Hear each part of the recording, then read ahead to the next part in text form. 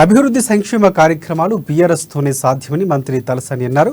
అమీర్పేటలో ఇంటింటికి తలసాని ప్రచారం నిర్వహించారు. ఈ సందర్భంగా మహిళలు మంగళహారతులు పట్టి నుదుటిన తిలకం దిద్ది ఆయనకు ఘనస్వాగతం పలికారు.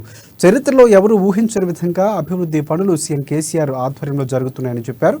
సనత్నగర్ నియోజకవర్గ పరిధిలో 50 ఏళ్లలో జరిగిన అభివృద్ధి పనులు కేవలం 10 ఏళ్లలోనే చేసి చూపించినట్లు తలసాని వివరించారు.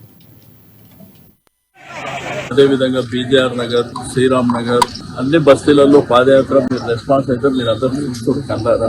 కాబట్టి ఎలక్షన్ నెక్స్ట్ మంత్ 30th అంటే మేము కోరుకునేది ప్రజలలో ఎంత బ్రహ్మాండమైనటువంటి అభివృద్ధి సంక్షేమం చేసినాం అనేది మీరు మేము వెళ్ళేటప్పుడే చాలా స్పష్టంగా ఎక్కడ పోయినా కానీ ప్రజలు రిసీవ్ చేసుకునే విధానం కానీ వాళ్ళు ఒక ఇంటి మనిషిగా ఆశీర్వదిస్తున్నటువంటి విధానం కానీ మీరు చూసినాం.